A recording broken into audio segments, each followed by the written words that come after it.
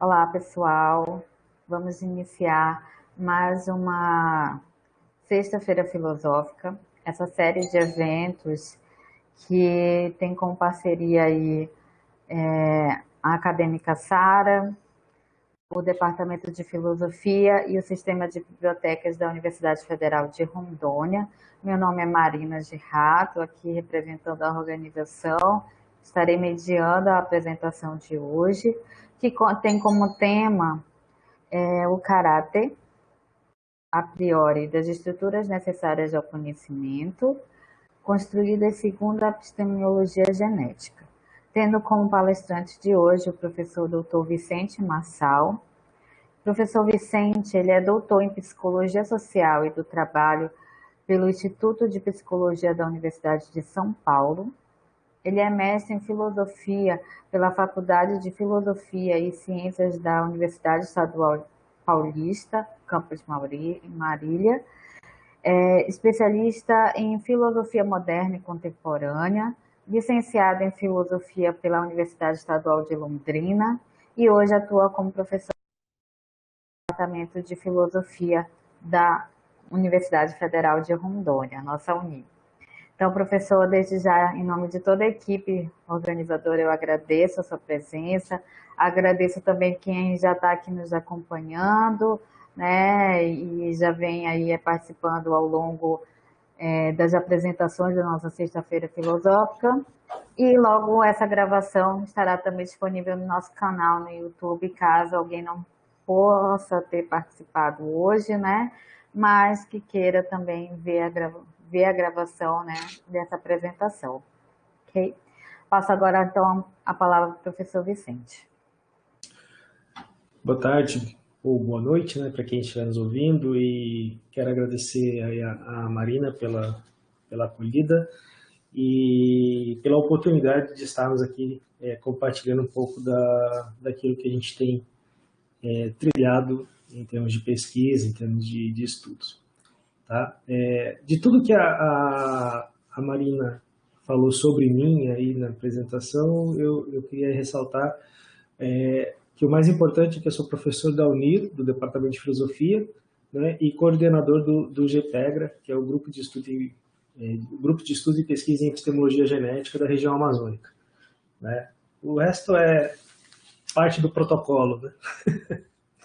Então tá, a proposta nossa então aqui é apresentar uma discussão, né? Na verdade é levantar a lebre só, né? Não tem nada assim muito definido, muito fechado a respeito, né?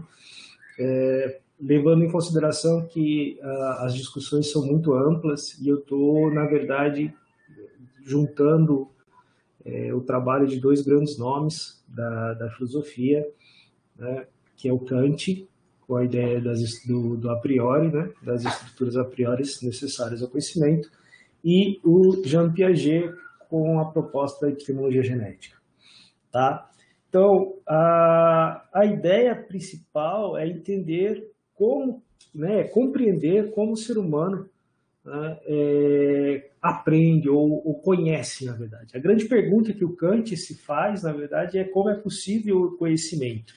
E o Kant se faz essa questão a partir da vivência do tempo dele, vamos pensar aí, né, século XVIII, né, a partir da segunda metade do século XVIII, e principalmente com os acontecimentos relativos à matemática e à física de seu tempo. O que vai acontecer é que, posteriormente, Piaget vai retomar essa questão, né?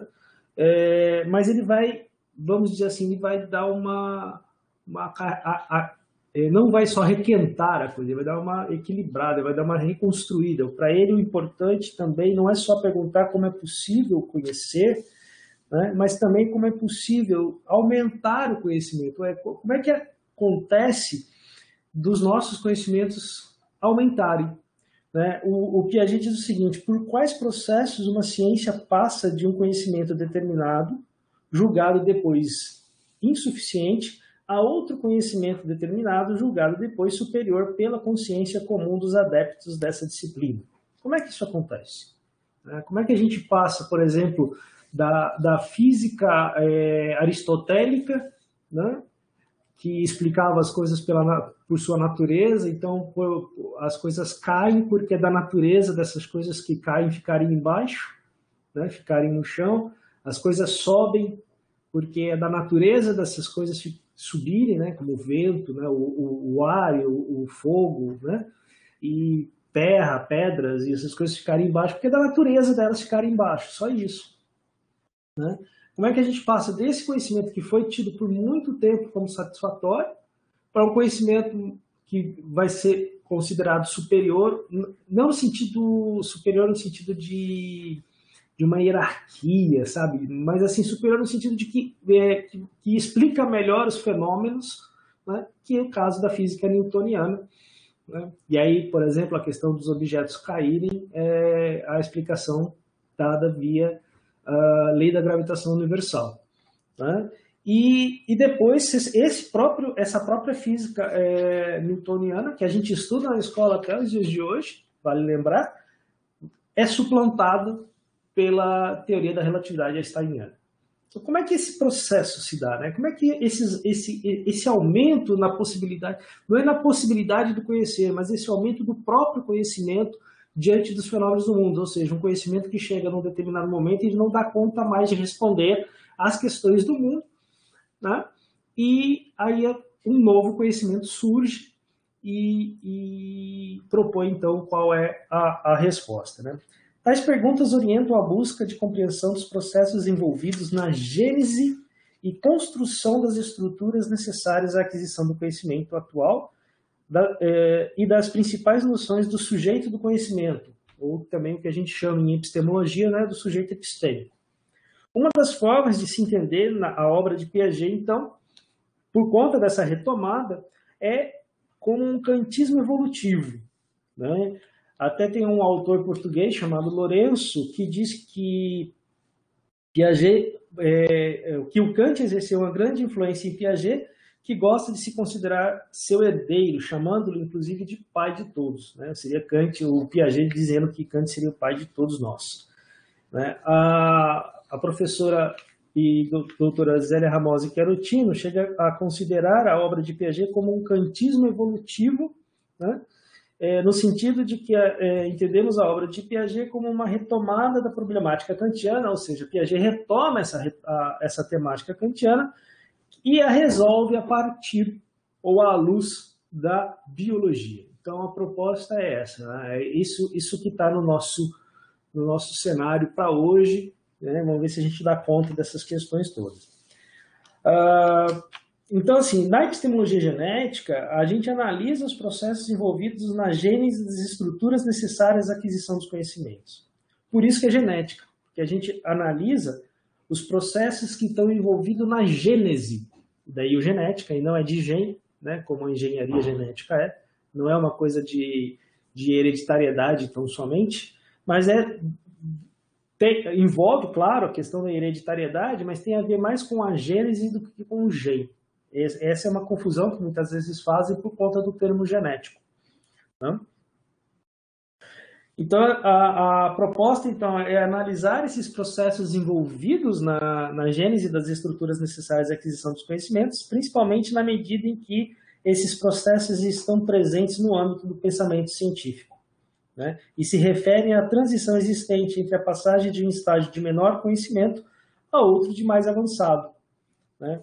Envolvendo, como salienta a Barbara Inhelder, né, que foi uma pesquisadora que trabalhou junto com Piaget, em que ela diz que envolvendo inclusive as categorias e os conceitos da ciência estabelecida, tais como os de espaço, tempo, causalidade, número, classes lógicas. Então, tudo isso está envolvido na busca e na pesquisa que a epistemologia genética faz, né? E ela está partindo, obviamente, como a gente viu, da própria proposta kantiana. Então, o que nós vamos tentar assim, brincar aqui um pouquinho com o jogo de teorias, vamos colocar assim, é ver, olha, a teoria kantiana diz tal coisa, o que a teoria piagetiana vai dizer em relação a isso. E aí a ideia que a gente tem é apresentar como se constrói essas estruturas cognitivas, né, mas que elas, depois de construídas, funcionam como a priori kantiano. Para fazer isso, nós vamos fazer alguns limites, nós vamos traçar alguns limites, porque é muita coisa, o ser humano é extremamente complexo, obviamente, mas a gente tem muita coisa envolvida, né? Veja, quando a gente está falando da gênese dessas estruturas, a gente está falando do nascimento do sujeito, né? Sim, o nascimento lá que nasce, lá o bebezinho, até a fase adulta. Então é muito tempo, né? São pelo menos 18 anos, considerando que a gente pode pensar que o sujeito já estaria perto ou já concluindo a sua maturidade em termos de sujeito adulto, né? Vamos lembrar que isso é uma coisa que nos diferencia dos outros animais, né? Enquanto outros animais, por exemplo, como o gato, cachorro, levam menos que 6 meses, ou às vezes, entre 6 meses e 1 ano, para a gente poder dizer, olha, já é um cachorro adulto, já é um animal adulto, né? O ser humano leva 18 anos, pelo menos, tá? Tem aí não quando a gente fala em idades, nunca é nada muito fixo, é sempre médias e tudo mais, mas levando em consideração um ser humano tido, entre aspas, por normal, sempre entre aspas, porque o que é normalidade, né? Isso é outro tema bem interessante de se tratar. Mas normal que eu quero dizer aqui é que não tenha nenhum tipo de problema de limitação física ou problema de limitação neurológica que possa, enfim, atrapalhar o processo de desenvolvimento. Então, normalmente, por volta dos 18, entre os 18 e 21 anos, vale lembrar que pela lei brasileira, até onde eu sei, né, pode ter mudado, porque às vezes as coisas mudam e a gente não percebe, principalmente quando não nos afeta diretamente, mas pela lei brasileira nós somos considerados emancipados com 21 anos. Né? 18 é só para tirar carta, ou carteira de motorista, depende da região do país. E com 16 pode votar. Né? Mas, e na verdade pode se quiser, porque o voto entre os 16 e os 18 anos é facultativo. Só se torna obrigatório com 18 anos. Então, por isso que muita gente acha que a maioridade do brasileiro, né, aqui no Brasil, a maioridade seria 18 anos, porque a gente já pode votar, a gente já pode tirar a carteira de motorista, e não, na verdade a maioridade mesmo, em termos emancipatórios, são 21 anos.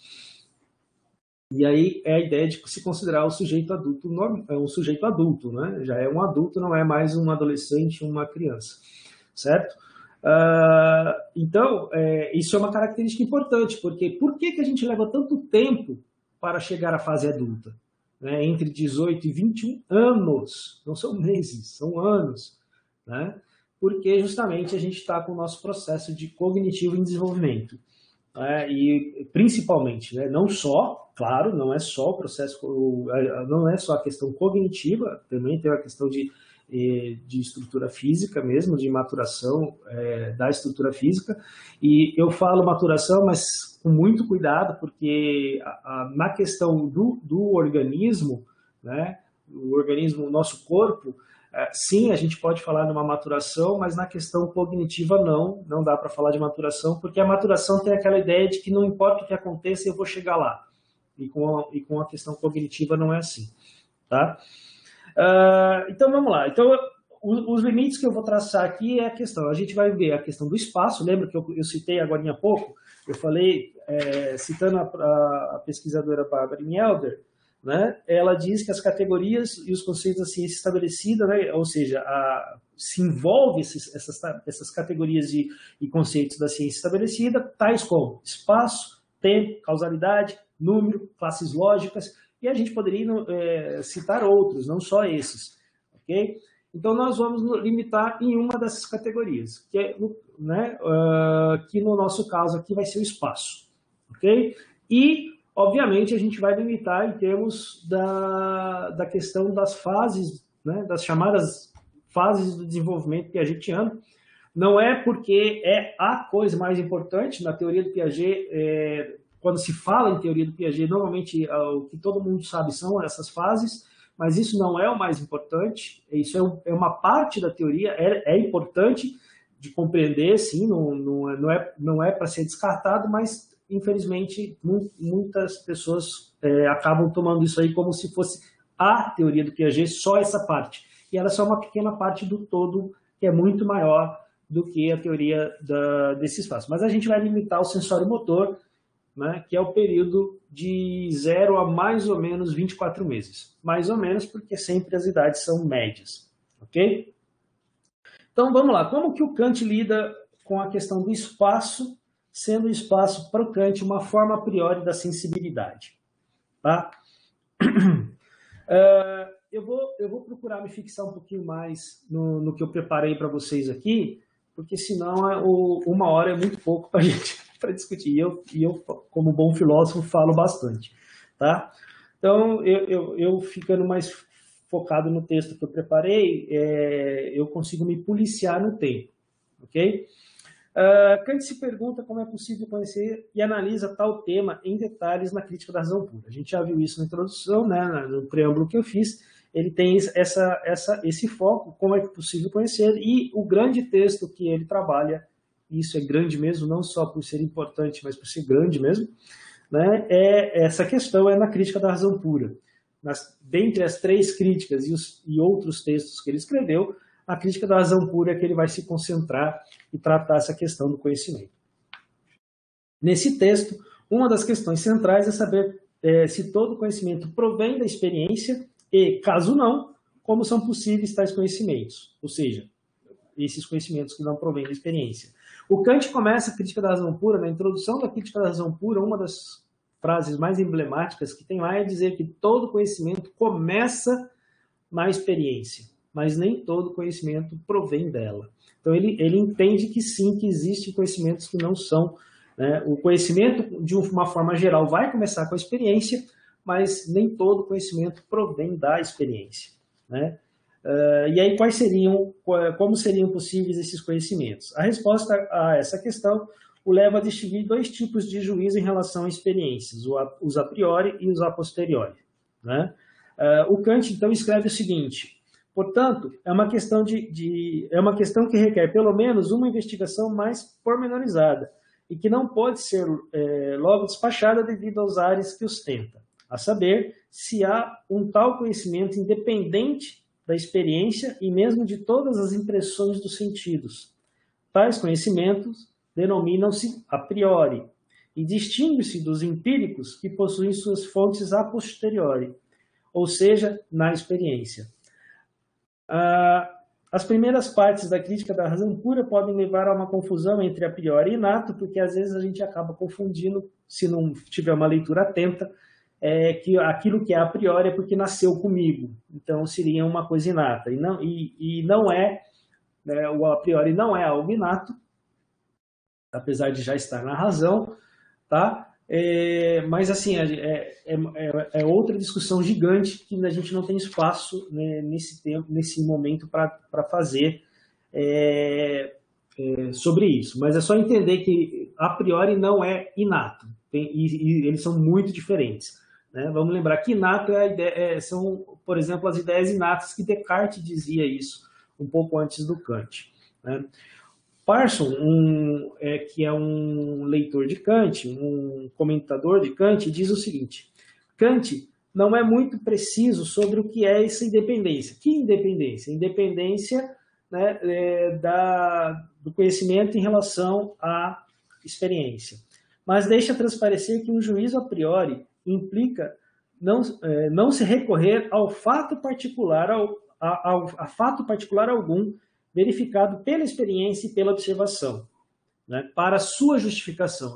Ele não está dependendo de uma experiência em particular para ter justificativo, ter a sua justificação, né? Como, por exemplo, as leis universais. Ele está dando exemplo, as leis universais seriam essas leis que não dependem da experiência, né, para as quais nenhuma experiência é suficiente para justificar, pois, sendo universais, devem valer sempre, em todo o tempo, e a experiência só pode dizer, né, estritamente do que ocorreu até agora e não do que ocorrerá. Então, se a gente está falando de algo que é universal, é algo que vai acontecer em qualquer momento, em qualquer lugar, em qualquer tempo, né?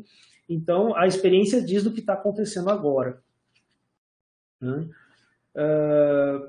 Então, e aí? A experiência só pode dizer estritamente do que ocorreu até agora e não do que ocorrerá. Logo, os conhecimentos a priori não são os que ocorrem independente desta ou daquela experiência, mas são absolutamente independentes de toda a experiência. Então, o conhecimento a priori tem essa característica de ser independente de toda e qualquer experiência. Ele não depende de forma alguma de qualquer experiência empírica que a gente possa querer fazer para justificá-lo, né? Quanto aos juízos a posteriori, ao contrário, né, esses são empíricos, ou seja, dependentes da experiência e têm a sua fonte, né, na experiência. E aí Kant expõe pelo menos duas características para estabelecer que um conhecimento seja a priori: necessidade e universalidade, né? E também afirma que a estrutura do conhecimento humano divide-se em dois troncos, né? A sensibilidade e o entendimento, né? Que talvez brotem de uma raiz comum, mas desconhecida a nós, né? Pela primeira, a sensibilidade, os objetos nos são dados. Pela segunda, o entendimento, os objetos são pensados. E vamos lembrar aqui, o que é a sensibilidade? É a capacidade, né? É a faculdade da nossa razão que permite captar as informações que os nossos sentidos captam do mundo exterior. E quando eu estou falando mundo exterior, é exterior a nós, tá? Está fora da nossa razão. Ele está fora da nossa razão. E o entendimento é a capacidade de pensar esses conteúdos, pensar esses elementos, esses dados adquiridos pelos sentidos, tá? A partir dessa divisão, na primeira parte da doutrina transcendental dos elementos, né, a estética transcendental, né, proporá que uma das formas a priori da sensibilidade que organizam os fenômenos da nossa experiência, por isso também chamados de forma do fenômeno, é o espaço. Então, para o Kant, o espaço é uma forma da sensibilidade. Ele vai chamar o espaço, na verdade são duas, tá? Já vou dar um spoilerzinho da crítica da razão pura. São dois elementos da sensibilidade a priori, né? O espaço e o tempo. Nós vamos focar no espaço. Kant entende por forma do fenômeno aquilo que faz com que o múltiplo do fenômeno possa ser ordenado com certas relações. Logo, o espaço é a forma a priori que permite que o sujeito epistêmico permite ao sujeito epistêmico organizar o múltiplo das sensações fenomênicas externas a si, né? Com efeito, o Kant nos diz, mediante o sentido externo, uma propriedade da nossa mente, representamos objetos como fora de nós e todos juntos no espaço, né? Então, assim, o espaço teria essa característica de organizar os dados dos sentidos espacialmente. Ou seja, o que eu quero dizer com isso? O que o Kant quer dizer com isso? Quando eu tenho a experiência daquilo que está fora de mim, primeiro, já começa aí, né? Está fora de mim. Ou seja, eu já começo com espaço. Entende? Eu já comecei com espaço. Eu estou pondo algo para fora de mim. As coisas estão fora de mim. E as coisas estão acima, abaixo, para os lados, à frente e atrás. Ou seja, eu distribuo espacialmente as coisas e essa organização ela é independente da experiência. Esse é o detalhe. Esse espaço, essa noção de espaço, que na verdade não é bem noção, noção é outra coisa, é essa forma, né, como ele chamou aqui, essa forma do fenômeno, ela já está presente na nossa razão antes de qualquer experiência, porque sem ela, né, isso para o Kant, sem ela, o que acontece? Eu não tenho como organizar espacialmente as coisas que estão à minha volta, nem que estão fora de mim, nem para dizer que estão fora de mim, e nem para dizer que estão na minha frente, atrás de mim, acima de mim, abaixo de mim, ao meu lado, entende? Então, essa é a questão que o Kant está se levantando, tá? O Kant, obviamente, ele aprofunda essa questão que eu estou colocando, mas eu não vou entrar nos pormenores, porque se eu entrar nos pormenores do Kant, a gente fica só na discussão do que é a forma, do que é o elemento de sensibilidade de espaço. Para o Kant, aí a gente fica 3 horas conversando e não termina, de discutir sobre isso, tá? E aí, mais adiante, a gente pode pensar o seguinte, olha só, como o espaço é uma representação necessária, já que subjaz todas as intuições internas, e outra coisa importante aqui, gente, é que em Kant, e na verdade na filosofia de modo geral, mas em Kant mais precisamente, intuição é diferente, o termo, a palavra intuição, ela não é a mesma coisa do que a gente está acostumado de usar no dia a dia. Quando a gente fala intuição, né, a gente pensa, vamos colocar assim, eu gosto de brincar usando a seguinte questão. Nós homens morremos de medo da intuição feminina, né? Então é difícil a gente de repente tentar mentir porque a intuição feminina pode me pegar. Isso não é a intuição kantiana. Isso não é intuição para Kant. Essa coisa de um sexto sentido, de conseguir descobrir uma determinada coisa, antecipar alguma coisa, né? Eu tô tendo uma intuição de que não vai dar certo isso daí. Isso não é intuição para o Kant. Isso é intuição no senso comum. Tá? Intuição para o Kant nada mais é de tudo isso que a gente percebe de forma sensível. Então, o que os meus olhos captam é uma intuição. O que os meus ouvidos captam é uma intuição. O que o meu tato capta é uma intuição. Isso é intuição para o Kant. Então, quando ele diz assim, no texto que eu escrevi assim, quando eu digo assim, como o espaço é uma representação necessária, já que subjaz todas as intuições externas, essas intuições é tudo que os meus sentidos estão captando, né? Ele satisfaz o critério de necessidade, características do a priori. Quanto ao critério de universalidade, Kant o derivará dos dois últimos pontos que se discute na questão lá, né, dizendo o seguinte: apesar de universal, o espaço não deve ser entendido como um conceito, isso é importante, mas como intuição pura. Né? Introduzirá a questão da universalidade do espaço, finalizando com a infinitude dada do espaço.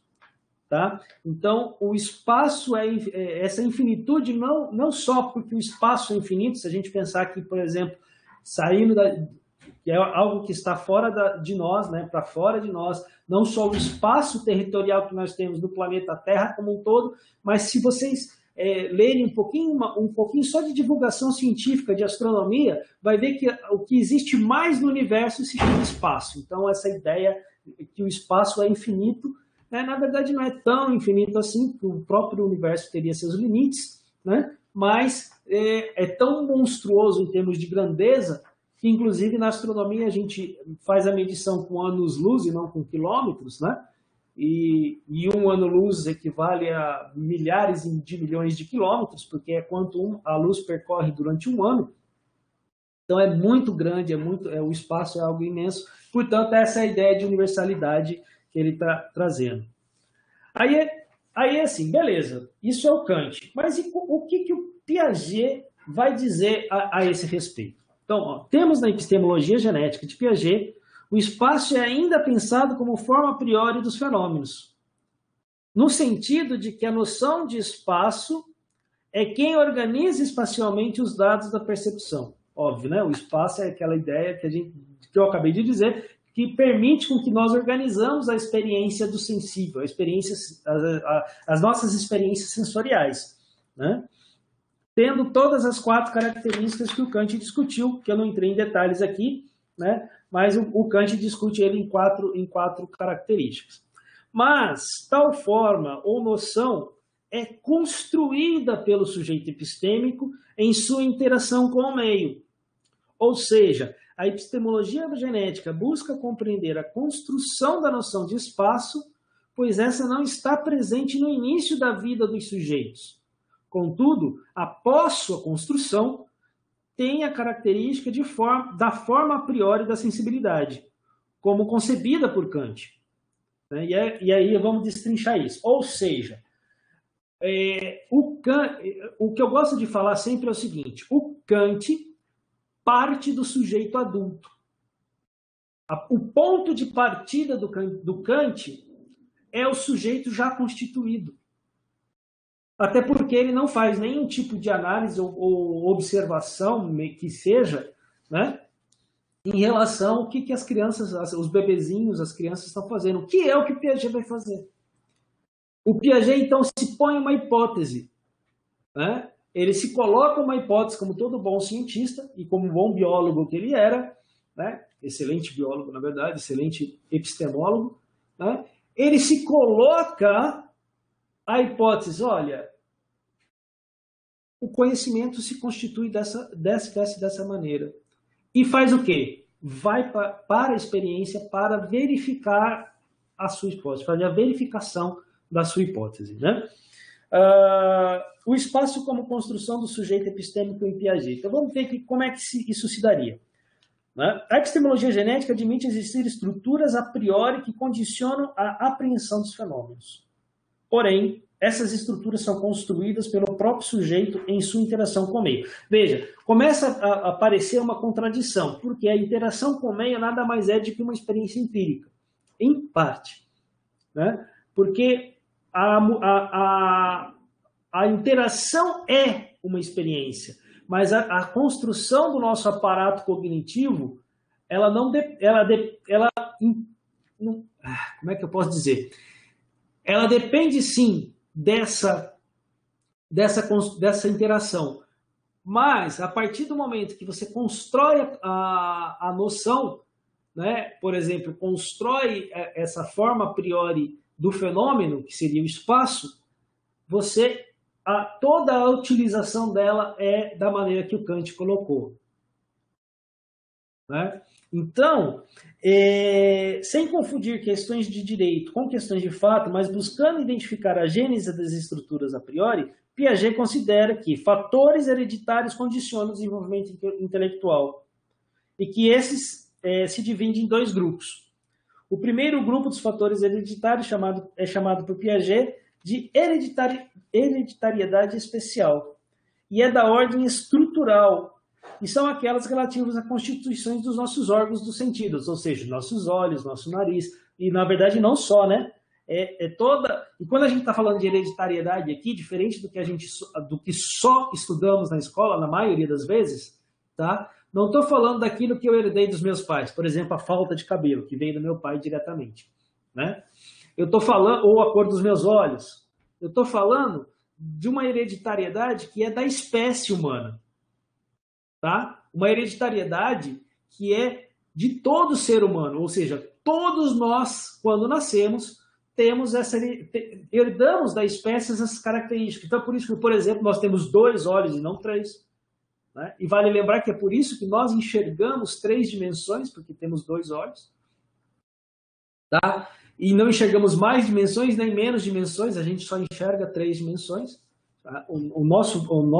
A nossa percepção visual do mundo é tridimensional, né? Mas intelectualmente a gente extrapola isso. Os físicos hoje trabalham com N dimensões. Né? Não é com 1, 2, 3, não são só 4, como diria Einstein, são N dimensões. E não são dimensões à lá multiverso DC ou qualquer coisa que o valha. Né? De multiversos, de dimensões que estão sei lá onde, e que de repente tem alguém aqui do meu lado, mas a gente não vê porque ele está em outra dimensão. Não, não é isso. São dimensões espaciais mesmo. Tá? O segundo grupo de fatores hereditários é denominado por Piaget de hereditariedade geral. É de ordem funcional e não de estruturadora de órgãos, né? Formadora de órgãos. Trata-se de uma hereditariedade do próprio funcionamento, né? E não da transmissão desta ou daquela característica, da cor dos olhos, ou de termos 2 olhos, etc. Né? Esse fator hereditário está relacionado com a própria organização vital em seu sentido mais amplo, pois o organismo não saberia se adaptar, né, às variações ambientais se ele já não estivesse organizado. Da mesma forma, a inteligência não poderia apreender qualquer dado exterior sem certas funções de coerência. Então, esse segundo fator hereditário é extremamente importante na proposta piagetiana, porque é ele que vai determinar em termos de funcionamento, né? Como que as coisas funcionam, ou como certos certas questões funcionam, vamos colocar assim, para que a gente, inclusive, sobreviva no meio ambiente. Quando o meio ambiente muda, por exemplo, nós estamos tendo variação de ambiental agora, né? Tudo bem que, para a mídia, a única coisa que importa com a crise hídrica é que vai ter racionamento de energia e corremos risco de apagão até outubro, né? Mas isso daí pode trazer problemas não só de ordem econômica ou sociopolítica econômica, mas de ordem da nossa própria espécie aqui, né, no planeta e principalmente aqui no Brasil, na nossa região. Né? Vemos, portanto, aqui o lugar de um funcionamento a priori em relação à experiência, porque esse hereditário já traz um funcionamento que independe da experiência. Esse conjunto de variantes funcionais hereditárias estará subjacente ao desenvolvimento das sucessivas estruturas que se elaborarão em função da interação do sujeito com o meio. Né? Ou seja, e aí citando o próprio Piaget, esse segundo tipo de realidade psicológica hereditária é de uma importância capital para o desenvolvimento da inteligência. Se verdadeiramente existe um núcleo funcional da organização intelectual que procede da organização biológica, e vamos lembrar aqui, Piaget retoma a questão kantiana para respondê-la ou solucioná-la a partir da biologia, né? Então, a intelectual que procede da organização biológica, no que ela tem de mais geral, é evidente que esse invariante orientará o conjunto de estruturas sucessivas que a razão elaborará em seu contato com o real. Ela desempenhará, assim, o papel que os filósofos atribuíram ao a priori. Quer dizer, que imporá às estruturas certas condições necessárias e irredutíveis à existência. Então, é nessa hereditariedade que for. Agora, como isso vai se dar, vai depender do desenvolvimento do sujeito, né, do indivíduo. Né? Por quê? Porque eu não sei quantos aqui já assistiram, tem um filme que é o Enigma de Caspar Hauser. Né? Eu indico a assistirem a esse filme. É um filme alemão, então, assim, ele é meio diferente do que a gente está acostumado do cinema americano, né? Ele não é cheio de explosões e coisas voando, mas é um filme que conta a história de Caspar Hauser, que desde que nasceu até os 18 anos ficou trancafiado num quartinho, sem contato com o mundo externo. O único contato que ele tinha era um cavalinho de madeira que ele tinha lá dentro, e a comida que entrava por baixo da porta de tempo em tempo. Esse era o único contato com o mundo. Né? Mas, com 18 anos, quando ele foi solto, soltaram ele de boa, assim, do tipo, solta e deixa na praça pública, deixa ele se virar, ele conseguiu, mesmo assim, se desenvolver e fazer uma série de coisas. É lógico que não brilhantemente, como um Einstein ou coisas do gênero, mas, inclusive, tocou piano, enfim, é uma série de questões assim. É bem interessante porque mostra... Exatamente, Sérgio. Porque mostra justamente que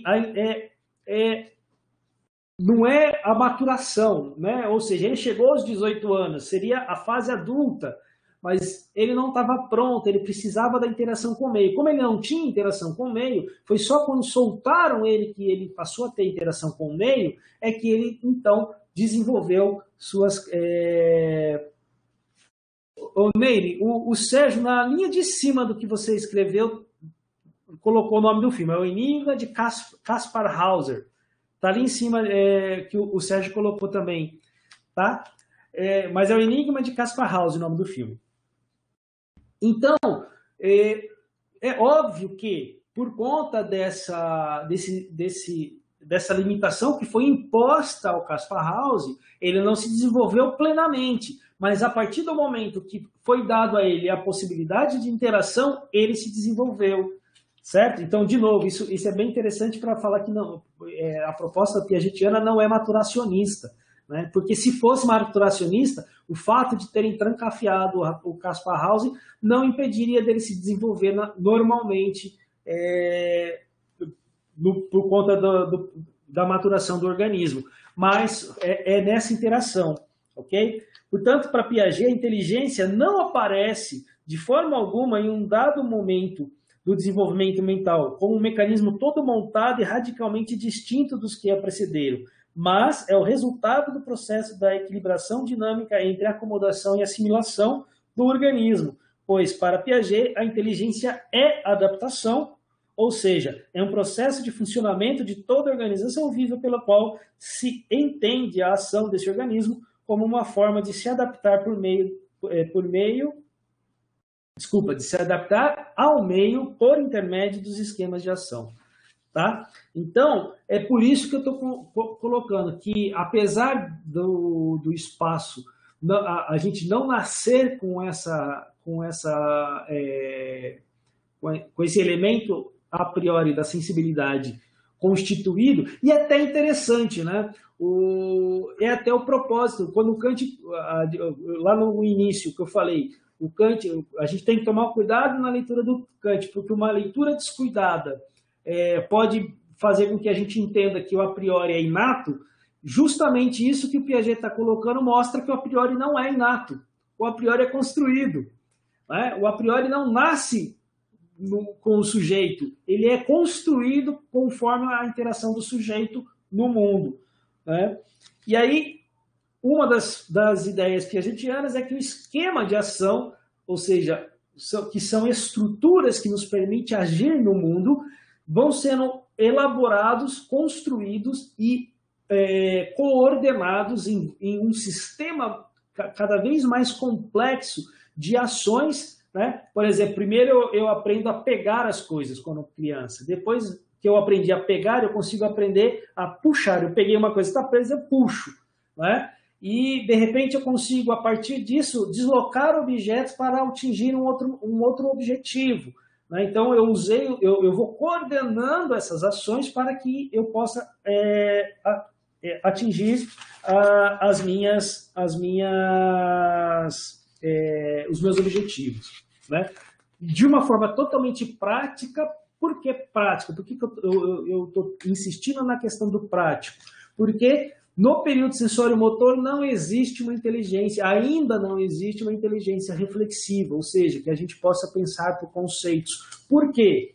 Porque a gente está construindo as estruturas necessárias para, ao final do sensório-motor, a gente ter a elaboração, a construção da função semiótica, que é a, vamos chamar assim, que é a faculdade que nos permite trabalhar, fazer a relação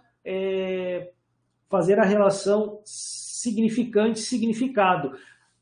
Quando isso se constitui, quando a gente vai no nosso processo de interação com o meio, por isso é linda essa proposta piagetiana, porque ele está falando de uma epigênese, ele está falando de que, olha, o sujeito nasce com a potencialidade da inteligência, mas sem as solicitações do meio, sem a sua interação com o meio, essas possibilidades elas vão permanecer impossibilidades, elas não vão se atualizar, como diria Aristóteles, né, de potência em ato. Né? De potência em ato. Então, conforme a gente vai complexificando esse sistema de esquemas de ação, a gente vai construindo uma estrutura cada vez mais complexa e ampla que vai permitir, por exemplo, ao final do sensório-motor, a gente interiorizar essas ações e, ao interiorizar essas ações, a gente vai começar a agir sobre símbolos e signos, né? Que aí é a constituição da função semiótica. Uma das características fortes da função semiótica é a gente começar a falar, porque palavras nada mais são do que signos, símbolos e signos. Né? Eu escuto o sol, eu não estou apresentando o sol todo aqui para vocês, eu estou falando uma palavra, que inclusive que pode mudar. Né? Por exemplo, pode ser sol, pode ser sun, né? Em inglês, pode ser de outra palavra para ser utilizada, certo? Ok? Com tal coordenação, o sujeito passa, então, a constituir o que a gente chamou de grupos subjetivos. Então, com essa coordenação, vão surgindo grupos, porque outra coisa muito, muito, muito interessante. durante o processo de desenvolvimento desses, entre aspas, apenas 2 anos, né, que é de zero, quando a gente nasce, né, com 0 anos até aproximadamente 2 anos de idade, a gente não tem, a gente passa de um momento de sem noção de espaço nenhuma, zero espaço, a constituição, a saber se deslocar e a deslocar os objetos nesse espaço. Né? Vamos lembrar que a gente ainda está falando de sensório motor. Então, ao final do sensório motor, a gente consegue se deslocar, ou seja, a gente se concebe dentro de um espaço, enquanto o sujeito, a criancinha, o neném, está aprendendo a andar ou já está andando, né? E também desloca objetos no espaço. E com isso, o Piaget vai chamar aqui, no início desse processo, que já é por volta dos 6, 7 meses de idade, mais ou menos, né? A gente começa a constituir, então, grupos subjetivos. Aqui, grupo tem uma ideia, que eu não vou entrar no detalhe, mas tem uma ideia, é o conceito de grupo matemático. Existe toda uma discussão se o que o Piaget está chamando de grupo ali é, de fato, um grupo matemático, né? Mas isso a gente deixa para os matemáticos discutirem, né? E tudo mais. Então, a partir da coordenação dos esquemas e dos diversos deslocamentos que o sujeito realiza com os objetos, o sujeito passa a considerar a localização do objeto em relação a esses deslocamentos e as relações passam a ser estabelecidas entre os objetos e não mais somente consideradas em termos da ação em curso. Ou seja, o sujeito consegue estabelecer relações dos deslocamentos que ele produz com os brinquedinhos que ele está ali interagindo, ou com o próprio corpo se deslocando, né? E não só a partir da ação que ele realiza, mas a relação dos objetos entre si. Então, de considerar um do lado do outro, ok? Considerar um do lado do outro, um à frente do outro, um acima do outro, e assim sucessivamente. As relações da distribuição espacial. Começa a estabelecer, então, essas relações. Exemplo, ao afastar os obstáculos que ocultam o objeto que deseja pegar, né, o sujeito está coordenando não só seus esquemas de deslocamento, que até então eram utilizados de forma isolada, mas coordena também os próprios objetos entre si. Ou seja, se você esconde um objeto para ele, até determinada fase, você esconde um objeto para a criança perde o interesse no objeto. Por quê? Porque o objeto deixou de existir para ela. Você simplesmente, na frente da criança, esconde um objeto sobre um pano, um papel, alguma coisa, ela perde o interesse naquele objeto, porque o objeto simplesmente desapareceu para ela. Não existe mais.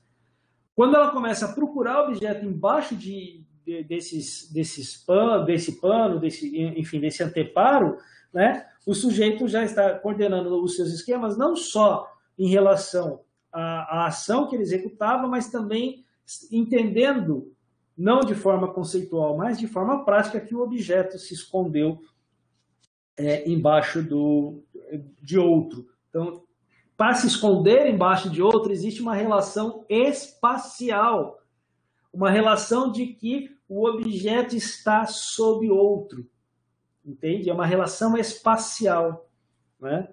Podemos, então, dizer que é um começo da objetivação do espaço. Outra coisa muito legal, por quê? Porque antes os espaços são subjetivos, e aí cada sentido nosso é um espaço diferente. Então, eu tenho espaço visual, né? Eu tenho espaço auditivo, um espaço de preensão. Quando eu começo a coordenar essas ações, né? Ação de ver, ação de ouvir, ação de pegar, quando eu começo, enquanto sujeito, a coordenar essas ações, eu vou objetivando e entendendo novamente, entendendo de forma prática, nesse primeiro momento, que o espaço é uma coisa só, não existe um espaço visual que minha mão não pode alcançar. Não existe um espaço de preensão que eu não possa olhar para ele, né? Não existe algo que, por exemplo, que eu peguei e sacudi e entendi que o que eu sacudi aqui faz barulho e o meu ouvido capta. E a ação de ouvir, entende? E assim, ele vai realizando experimentos e é muito legal porque a proposta piagetiana acaba tornando a criança um cientista, porque a criança, ao brincar, ela está fazendo ciência, ela tem o mesmo comportamento que o cientista diante das suas pesquisas. Ela está pesquisando, né? Tem até uma fase engraçada, eu vou chamar assim de fase engraçada, que a gente, por exemplo, coloca a criança na cadeirinha de comer, aquelas cadeirinhas que normalmente a gente fecha, ela tem um negocinho que você pode pôr objetos na frente dela, né? Até mesmo o pratinho de comida, se ela já tiver comendo, não só mamando, mas comendo comida sólida. Aí você coloca um brinquedinho para ela pega esse brinquedo e joga no chão. Aí você, tá bom, beleza, vai lá, pega o brinquedinho e põe de volta. Ela pega o brinquedinho e joga de novo. Aí você acha que ela tá de sacanagem contigo, né? Mas não é sacanagem contigo, não. Ela tá estudando. Por quê? Porque ela tá variando. A gente não percebe. A gente acaba não percebendo, a gente acaba ficando bravo com a criança. Mas o Piaget conseguiu perceber que o que a criança está fazendo, quando joga várias vezes o mesmo objeto, e você vai lá, pega, devolve para ela, e ela continua jogando esse objeto, ela não joga nunca da mesma maneira, ela joga de forma diferente, joga para cima, joga para o lado, enfim, ela vai mudando a forma de jogar, para ver qual é o comportamento do objeto, né? Como que aquilo acontece, qual é o espetáculo que ela observa quando ela faz de tal forma. Se eu fizer assim, lógico que ela não está fazendo isso, ela não está pensando isso, tá? Porque o pensamento está surgindo ainda. Lembra que eu falei? É prático, porque nós não temos ainda a função semiótica construída, ela está se construindo junto com isso tudo. Eu estou só recortando a questão do espaço e falando de uma brincadeira que a criança faz com o objeto. Por fim, uma das coisas bem interessantes que já vai fechar essa construção da noção de espaço é que, veja, no primeiro momento, lembra que eu falei da questão da criança escondendo, na verdade, procurando o objeto escondido embaixo de outro, né?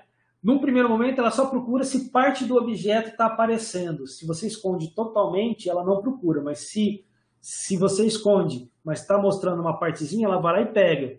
Certo?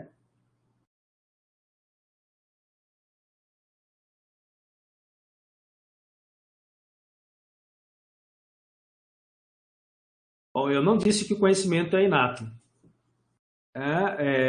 O Júnior colocou uma pergunta aqui. Segundo Kant, conhecimento a priori pode ser estimulado? Não estou dizendo que o conhecimento é estimulado.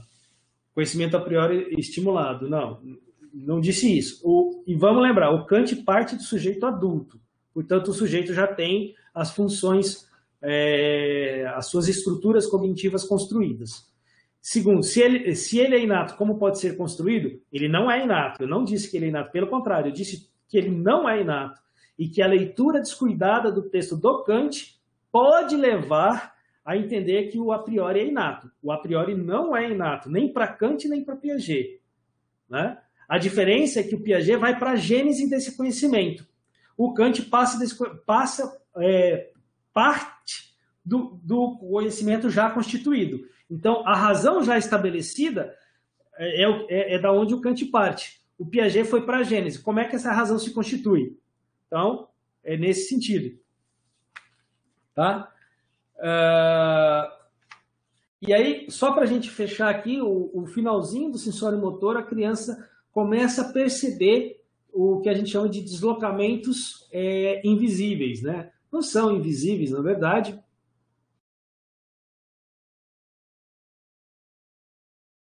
Tudo bem, se ele não é inato, ele não nasceu comigo, é óbvio que ele tem que ser construído de alguma forma, né? Então, se a pergunta é se ele não é inato, como pode ser construído? Justamente por não ser inato, justamente por não nascer e não surgir do nada, ele não surge do nada abruptamente, é que é construído. É nesse sentido. Né?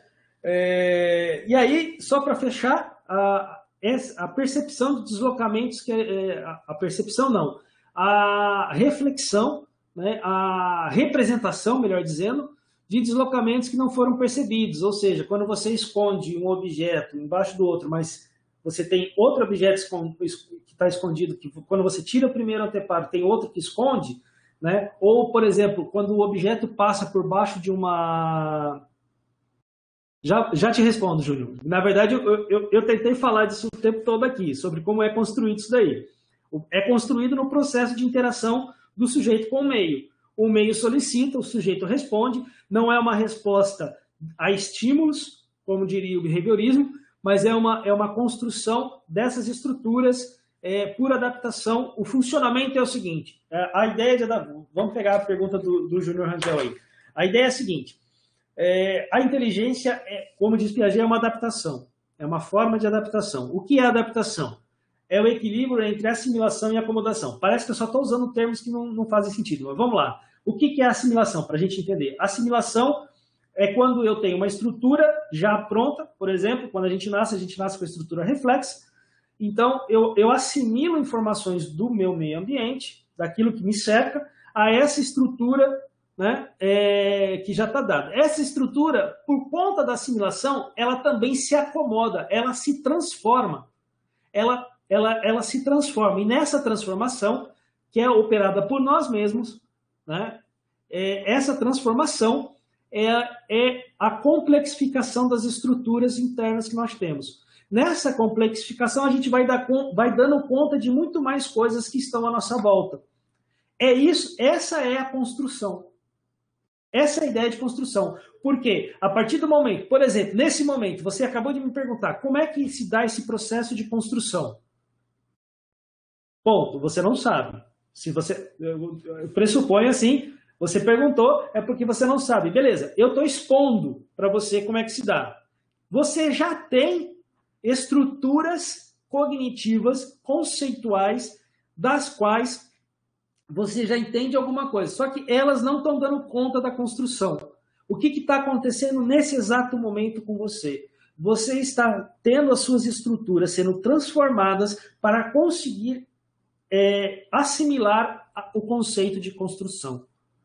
E nessa assimilação, quando há acomodação das estruturas, podem ser de ação, estruturas dos esquemas de ação ou dos esquemas conceituais, quando há uma acomodação disso, você consegue captar a informação que lhe é nova. Aquilo que lhe é novo, que te causou estranheza, que te causou o que a gente vai chamar de desequilíbrio cognitivo. Porque como somos seres organizados, nós somos uma organização, nosso organismo, por isso o organismo é organizado, qualquer coisa que tira essa organização de um equilíbrio organizacional, vamos colocar assim, né, de um equilíbrio, ela tende a buscar um novo equilíbrio. E esse novo equilíbrio sempre é maior do que o equilíbrio. Você não volta para o equilíbrio anterior, você avança para um equilíbrio maior do que o anterior. Beleza. Né? E basicamente era o que eu tinha para falar para vocês. Óbvio que eu cortei algumas coisas, senão nosso tempo não ia estourar mais do que já estourou. E além da pergunta do Júnior, e Júnior, obrigado muito pela sua pergunta, espero que eu tenha de fato respondido. Estou aberto a outras questões que vocês queiram colocar para a gente discutir a questão. Até mesmo, Júnior, quiser colocar outras questões, pode colocar, não tem problema não. Esse momento agora é aberto para vocês fazerem comentários, dúvidas.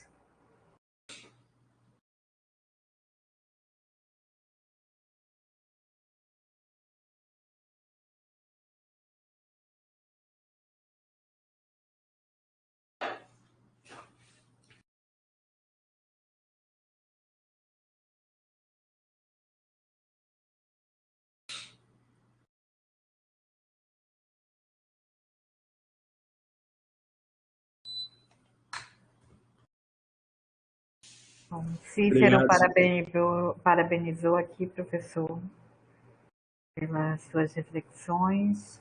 Obrigado. Sérgio também. Obrigado, Sérgio.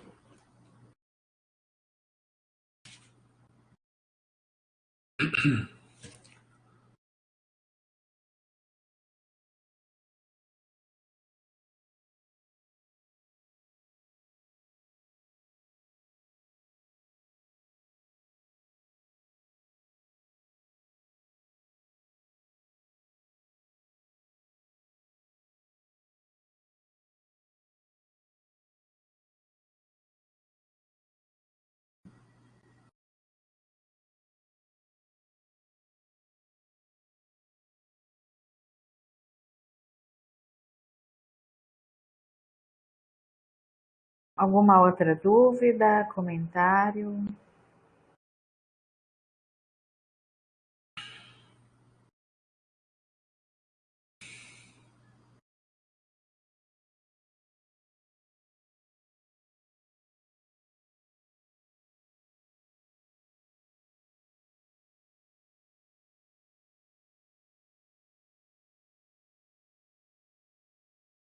Bom, a Leda também parabenizou pela sua explanação. Obrigado, Lê.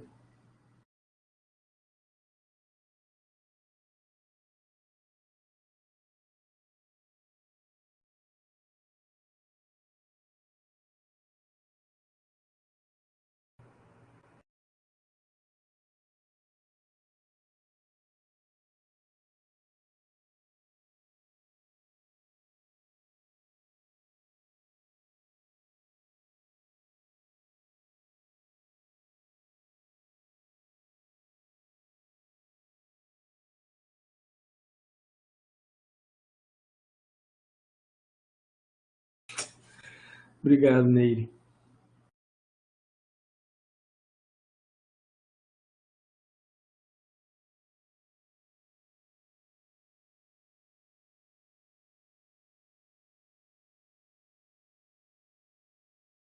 Bom,